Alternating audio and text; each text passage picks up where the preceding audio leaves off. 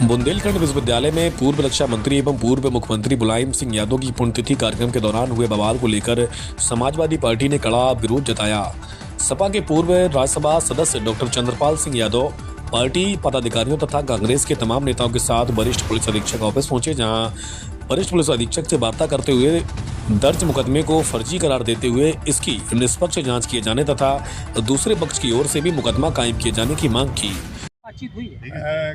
कल जब बुंदेलखंड विश्वविद्यालय परिसर में हमारे नेता आदर्श स्वर्गीय मुलायम सिंह यादव जी के पुण्यतिथि मनाने का कार्यक्रम नौजवानों ने रखा था, उस दौरान जब कार्यक्रम समाप्ति के बाद वापस आ रहे थे तो कुछ लोगों ने, हो सकता है यूनिवर्सिटी के छात्र भी रहे हों, उन लोगों ने रास्ता रोकने का प्रयास किया और दरवाजों को बंद कर दिया। हमारे कार्यक्रम में कांग्रेस पार्टी के नेता और जो है पूर्व केंद्रीय मंत्री प्रदीप जैन साहब भी थे और उस कार्यक्रम में हमारे पूर्व विधायक दीपनारायण सिंह यादव जी भी थे। जब ये लोग निकलने लगे तो दरवाजे बंद कर दिए गए। उस पर लोगों ने दरवाजे खुलवाने का प्रयास किया, बातचीत की।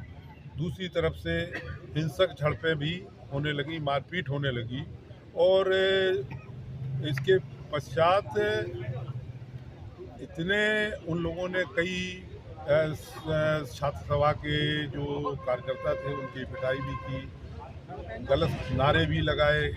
माननीय मुलायम सिंह यादव जो इस समाजवादी पार्टी के अकेले नहीं, पूरे देश के गरीब कमजोर छात्र नौजवान किसानों के नेता रहे हैं, जिनका पूरा देश सम्मान करता है, उनकी पुण्यतिथि के दिन जिन लोगों ने उनके खिलाफ नारे लगाए, उस पर समाजवादी पार्टी से जुड़े हुए लोगों में और दूसरी तरफ के लोगों में आपस में कुछ विवाद हुआ और उस विवाद को लेकर के एक रात में मुकदमा कायम कर लिया गया, जिसमें हमारे पूर्व मंत्री प्रदीप जैन जी भी, पूर्व विधायक दीपनारायण सिंह जी भी, शायद 11 लोग नामजद हैं और 200 लोगों को अन्य लोगों के खिलाफ मुकदमा कायम कर लिया गया।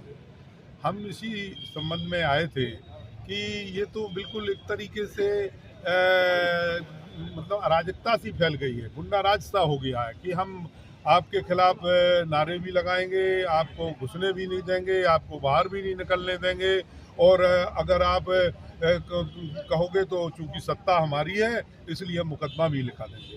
तो वही हुआ है।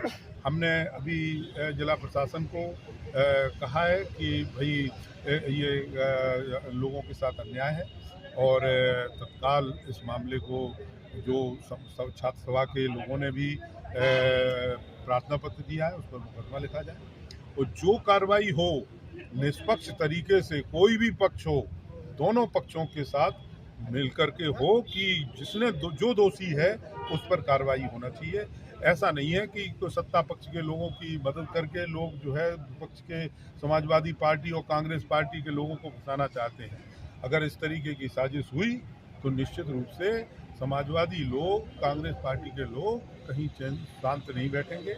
हम लोग तो निकल करके सड़क पे आकर के और इस पर जो है हम लोग धार पार की लड़ाई लड़ेंगे और संघर्ष करेंगे। पुलिस अधीक्षक जी ने ये आश्वस्त किया है कि हम बिल्कुल निष्पक्ष कार्रवाई करेंगे, किसी व्यक्ति के खिलाफ हम मतलब पक्षपात करके कोई कार्रवाई नहीं करेंगे।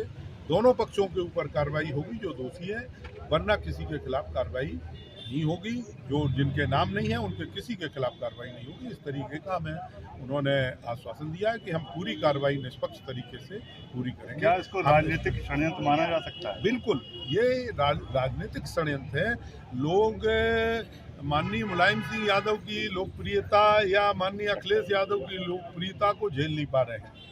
अब उनके जो कार्यक्रम होते हैं उन कार्यक्रमों में इस तरीके की जो है अराजकता फैला करके उसको डिस्टर्ब करना चाहते हैं, इसलिए ये हुआ है। वरना क्या मतलब था भाई, कोई वो लोग क्यों यहाँ आ गए लड़ने के लिए? क्या मतलब था? जब कोई कार्यक्रम चल रहा है आपको नहीं आना चाहिए, आप उससे बड़ा करिए, हमें कोई ऐतराज नहीं है। ऐसे हमारा यही है, उन बच्चों से भी हमारी अपील है कि किसी बहकावे में आने की आवश्यकता नहीं है। राजनीतिक लोग अगर मोहरा बना करके इन बच्चों का उपयोग करना चाहते हैं तो हम उनसे भी ये कहना चाहते हैं कि कहीं बहकावे में आने की आवश्यकता नहीं है। पढ़ाई के दिन है, अच्छी तरीके से पढ़ो, मन लगा करके पढ़ो। पढ़ाई लिखाई जीवन में बहुत काम आएगी और जो नियम और कानून के अनुसार कार्रवाई हो। ठीक